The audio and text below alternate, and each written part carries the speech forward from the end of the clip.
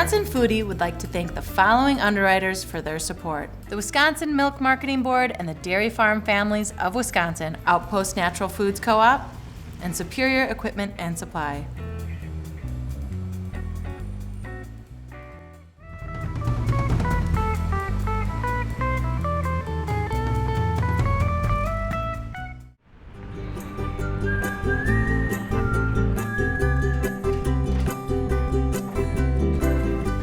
Hi, my name is Karen Bell and I am the owner of Bavette La Boucherie.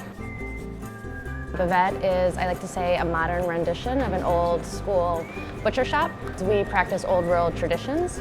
We get in whole animals, whole carcasses, and we break them down here, which a lot of people don't do that anymore. When we source animals, we're mostly looking for that they're coming from smaller farms. I just find that smaller farms, the animals are getting more of the attention, the respect, and the care that they deserve, and animals that are raised according to how they should naturally be living. So grass-fed, pasture-raised. I feel that if we're going to be eating the meat, that it needs to be from the journey from farm to plate, it needs to be treated with the utmost care and respect. So we look for animals that are treated that way. I wanted to be able to connect people, the customers, with basically directly with the farmers, just us being the middlemen. So that's basically what I do is I source really good farmers that have because of the way that they're raising their meat, really great quality and great tasting meat, and connect that to the people, make it kind of an easy one-stop place to find that. We also make fresh sausages that we sell. We're a small restaurant cafe where we use all the meat that we get in to prepare sandwiches and small plates and soups and sandwiches or salads. All right, I'm going up to Uplands for the day. I'll see you later. Bye. So we're gonna go to Uplands Farm to see Andy Hatch. They are the makers of Pleasant Ridge Reserve cheese, but they also each year get in a few dozen hogs that they raise on the way of their cheese making.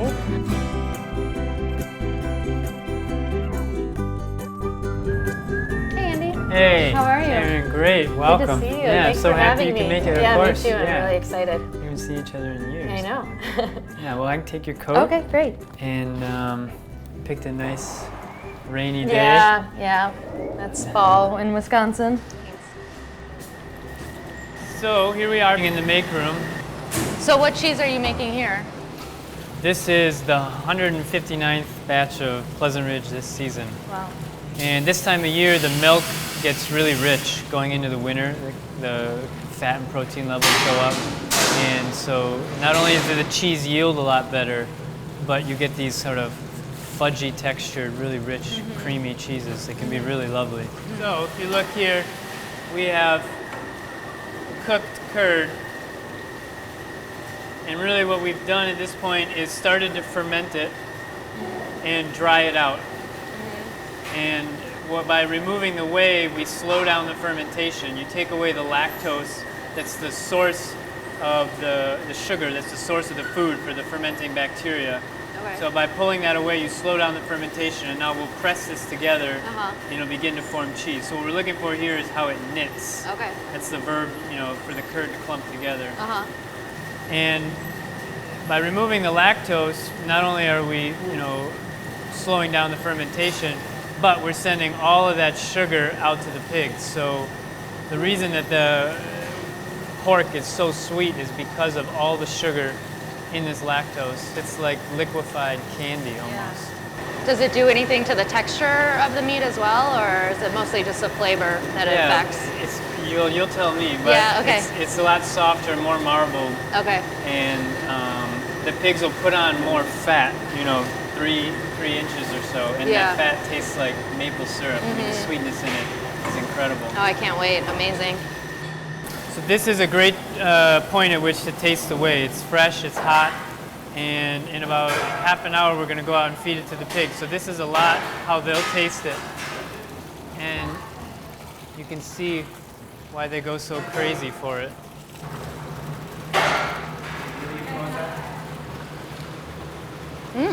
That's good. Caramel like flavors. Yeah, it's delicious. Yeah, soft. Why don't we drink it? Well, it's a magical, that's an old cheesemaker's secret. It's a magical cure for a hangover. Oh, really? So press is down, cheese is gonna rest, and it's a good time to go check out those pigs. Yeah, I can't wait. That's why I'm here.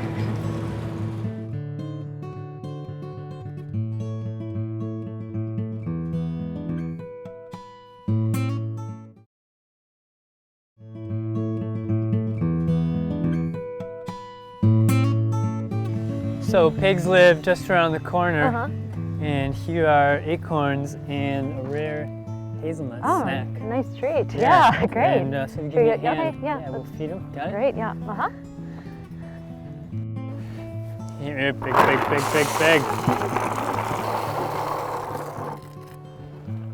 Oh, yeah. So it's like untying a starburst with your tongue or something. They'll eat one of those, crack the shell, swallow the nut, and spit out the Wow.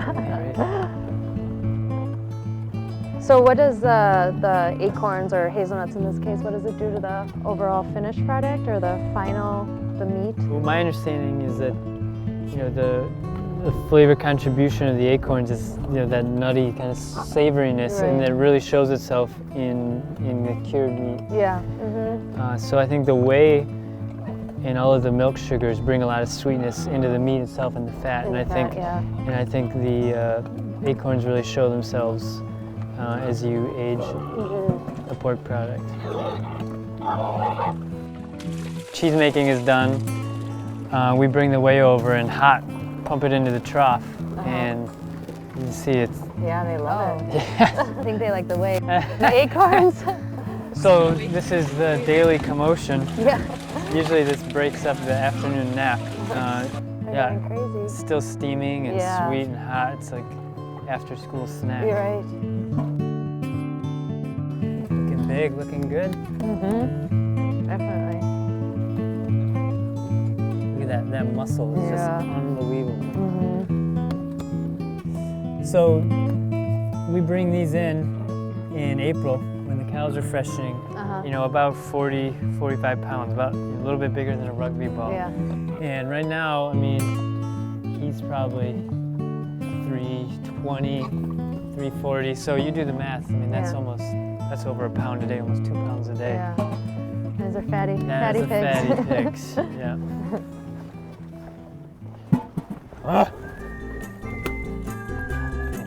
Once or... Come on, Brian.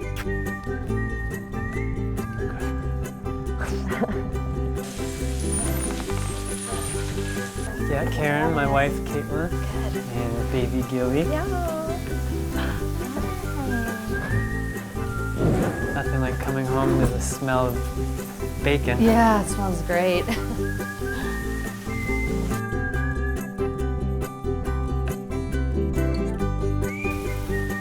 Okay, hot off the skillet, we've got all of the major food groups on the table. So what I thought we would do then is taste the entire cycle of the sort of the life cycle of the milk. And so this is whey, still warm from the make this morning. It is interesting to see the different flavor profiles as well in each product and the complexity, but I think that's kind of the main string through it all. I feel like they're all very complex, and you start with a really good raw material and treat it well and respect it.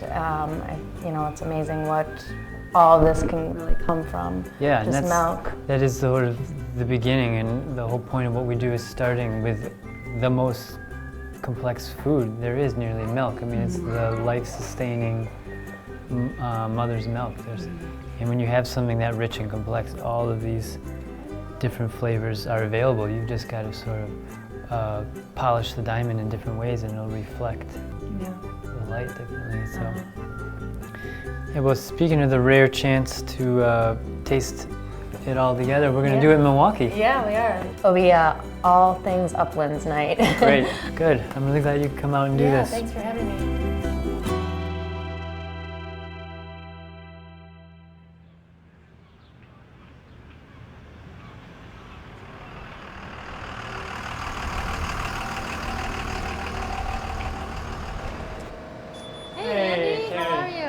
to see you again. How's your drive? Not bad. Good. Thanks. Good. Yeah. So you got some pigs in your truck Got some for me? pigs. Should we go get them? Yeah, let's get them. All right, looks great. There he is. Yeah. And the loin and the fat cap you like the look of? Yeah, it looks great. A lot of people don't keep that much fat onto their chops or their loins, so we have to cut a lot off for them, depending on their preference. But this is perfect. I mean, I would just leave that all on and can render some of the fat down a little bit and crisp it up, and it's really nice.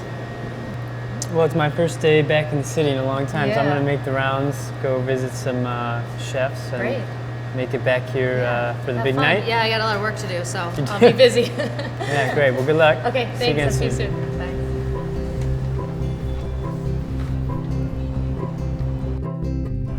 We're about to stop in and see Adam Siegel at one of his restaurants, Rumpus Room. One of those guys whose opinion I really rely on, and we're coming to check in mostly on the meat he's just bought from us, pigs and veal.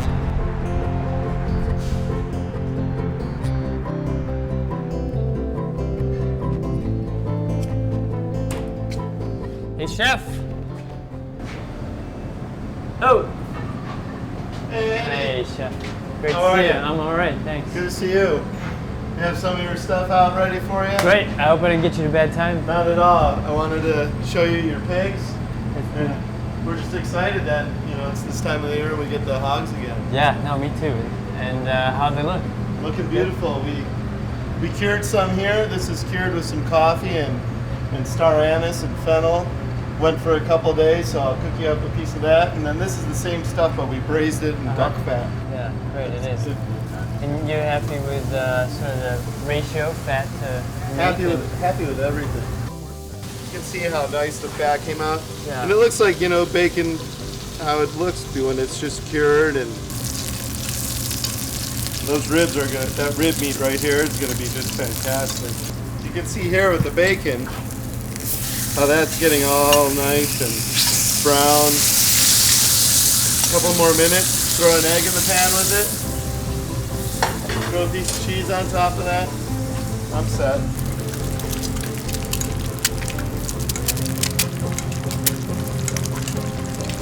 Come on, this is gonna be so good. Oh, come on, that's the breakfast of champions right there, huh?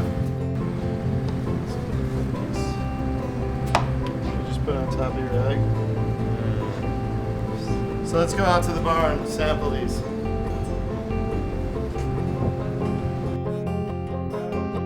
All right, Andy, you do the honors. Don't mind if I do. Maybe the uncured first. What you taste there is breed and feed.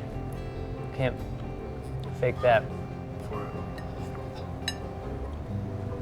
Sweetness is, Unbelievable. unbelievable. I mean, yeah, it's savory and salty, but It's gonna melt in your mouth. texture, I was just gonna say, just like a puddle That's across the your huge tongue. difference between when you braise it and when you just cure it, is that the fat gets to that point where it just melts.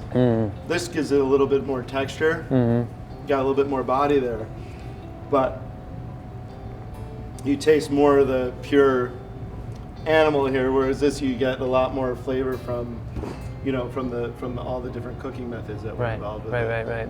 And that's the big difference, I see between our cheese goes out ready to eat. Our animals go out, and it can be changed so much. That's why I love to see it in hands like yours. Right. Well, I'm so glad that you enjoy it, and we're gonna have to dig in here a little bit further I think so. and enjoy this. I think so. But thank you so much. It's Yeah. always great to have you around, and always great to have a bite with you. Yeah. Thanks for doing it right with the pigs. Absolutely.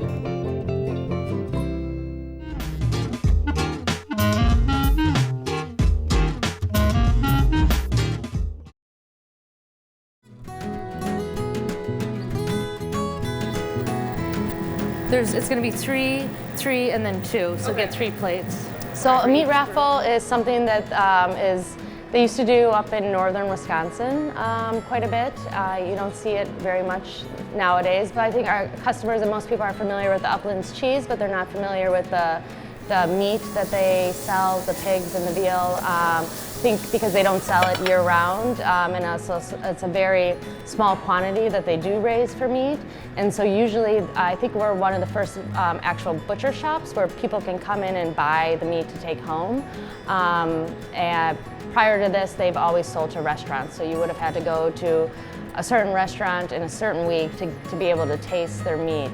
So being the first butcher shop that's selling it fresh out of our case is pretty cool. So people were really excited. We sold out almost instantaneously. Yes, we are. Yeah, I think it's going to be a really fun event. I think it is educational, but it's also fun. It's going to be great to have Andy here and talk firsthand about his products and about the farm. So yeah, I'm really excited for it. I can't wait. I don't know if you want to open them all up or start. You do? Okay. Yeah, I'll grab some plates and then I'll grab some spoons.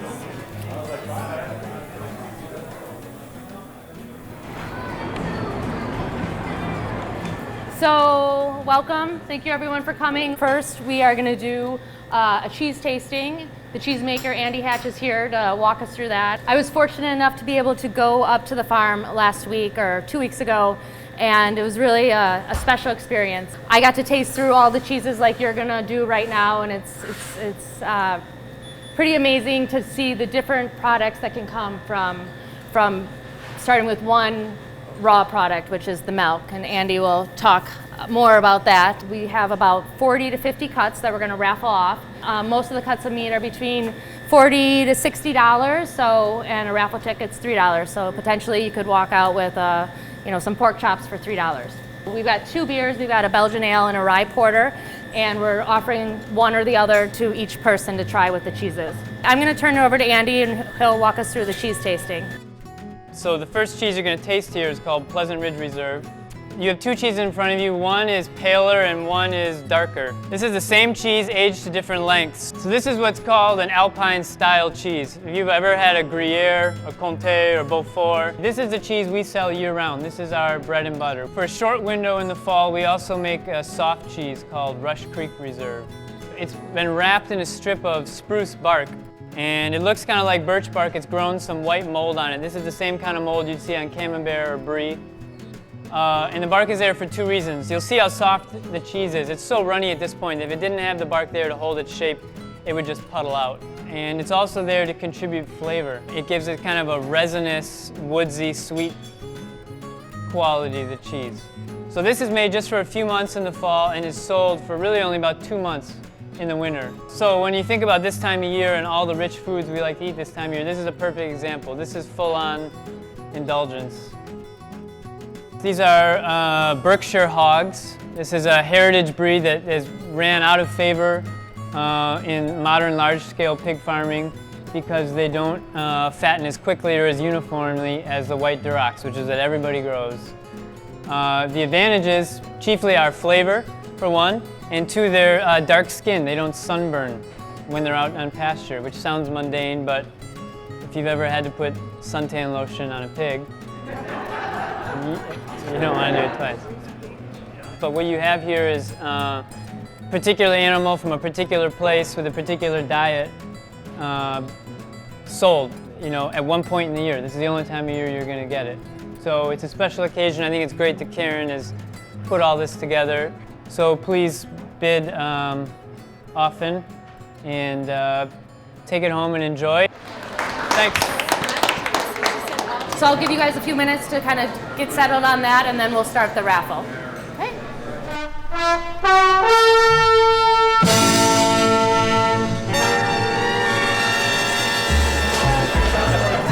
Does anybody need more tickets? You need those, so if she pulls This is so complicated here. I know.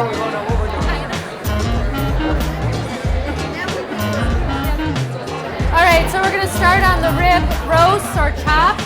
236, 127, 233. One. Oh.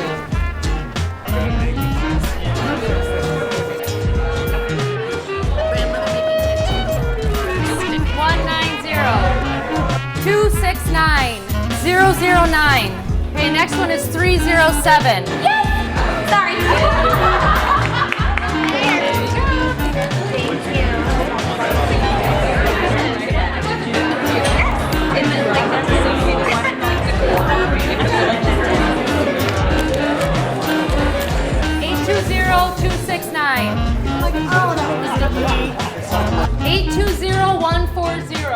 Okay, the first bone-in shoulder, 820086. 208.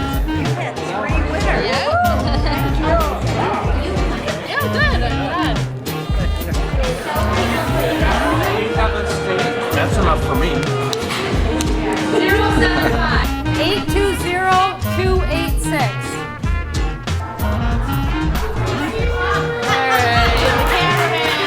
Guys, we were putting everything on a tab. Boneless. Okay, last one of the night. 331.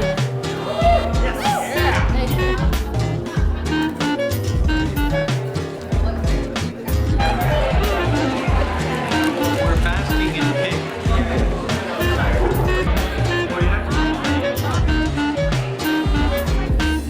I just wanted to say thank you to everyone for coming, and especially thank you to Andy for making the trip down here. And yeah, it was wonderful.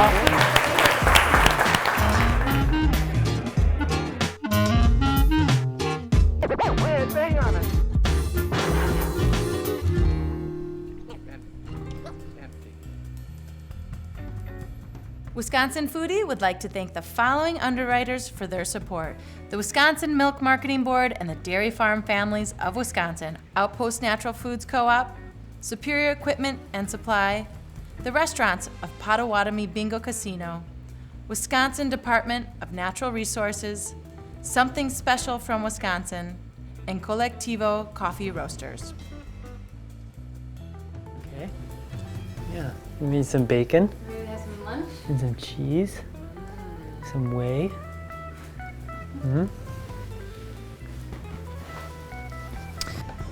She's so cute.